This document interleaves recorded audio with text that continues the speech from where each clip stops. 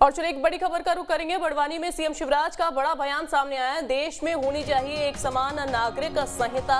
MP में committee बनाई जा रही है। पेशा जागरूकता सम्मेलन में शामिल हुए मुख्यमंत्री शिवराज सिंह चौहान। तो बड़वानी में मुख्यमंत्री शिवराज सिंह चौहान ने यह बड़ा बयान दिया। उन्होंने कहा कि मध्य प्रदेश में कमेटी बनाई जा रही है। देश में एक समान नागरिक संहिता होनी चाहिए।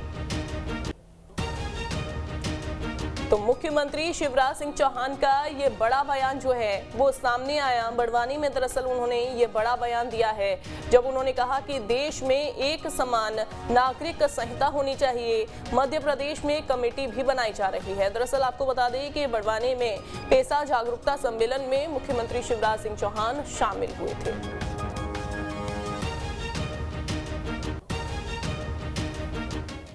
मध्य प्रदेश में अब समान नागरिक संहिता का मसला सियासी तौर पर तूल पकड़ चुका है। क्यों? खुद मुख्यमंत्री शिवराज सिंह चौहान ने इसका समर्थन किया है और एमपी में इसे लागू करने के लिए कमेटी बनाने की बात भी कह रहे हैं। उधर कांग्रेस इसे बीजेपी की ध्रुवीकरण की सियासत तो बता रही है, लेकिन समान नागरिक संहिता पर उसका क्या स्टैंड है, इस पर खुलकर कुछ कहने से कतरा रही है।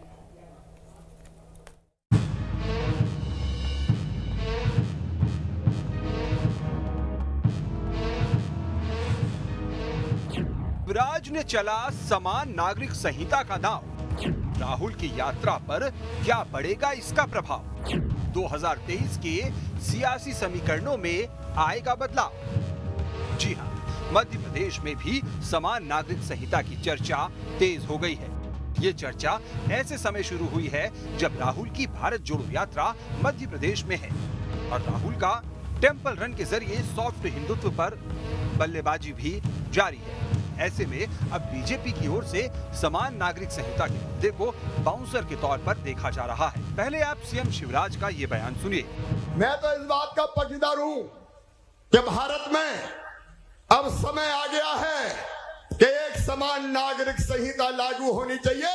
एक से ज्यादा शादी क्यों करे कोई? एक देश में दो विधान क्यों चले? एक ही होना चाहिए। और मध्य प्रदेश में भी मैं कमेटी बना रहा हूं। समान नागरिक संहिता, एक पत्नी रखने का अधिकार है तो एक ही पत्नी सबके लिए होनी चाहिए, फिर ज्यादा क्यों होना चाहिए? तो सीएम शिवराज सिंह चौहान ने एमपी में इसे लागू करने को लेकर बाकायदा कमेटी बनाने की बात भी कह दी।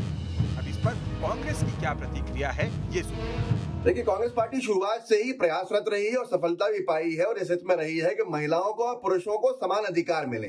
लेकिन भारतीय जनता पार्टी अगर यूनिफॉर्म सिविल कोड की बात करती है तो वो सिर्फ और सिर्फ राजनीतिक फायदे के लिए करती है। अगर ये चर्चा करनी है तो ये यूनिफॉर्म सिविल कोड को लागू करने की चर्चा सदन में होती है, न कि चुनावी मंच में।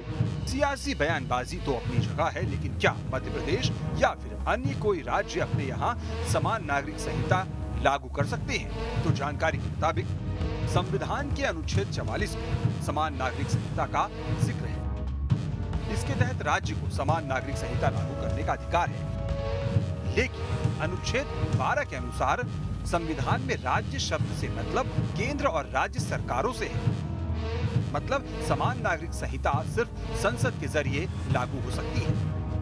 अगर राज्य की सरकारें ऐसा करती है तो अदालत में इसे चुनौती दी जा सकती है।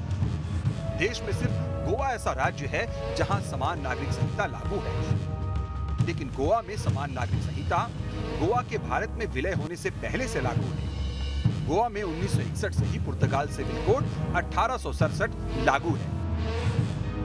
लेकिन नियमों और सीमाओं के बजाय सियासत में हर चीज संभावनाओं की कसौटी पर परखी जाती है। मध्य प्रदेश में अगले साल विधानसभा चुनाव है और 2024 में देश में लोकसभा चुनाव है। बीजेपी अपने एजेंडे पर जहां खुलकर बोल रही है तो सॉफ्ट हिंदुत्व की पिच पर बैटिंग कर रही कांग्रेस ज्यादा से ज्यादा रन बटोरने के फेर में फ्रंट फुट पर आने से कतरा रही है। फिलहाल समान नागरिक संहिता से किसे फायदा और किसे नुकसान होगा, इसका फैसला तो आने वाले चुनावों में ही हो पाएगा। Team news state.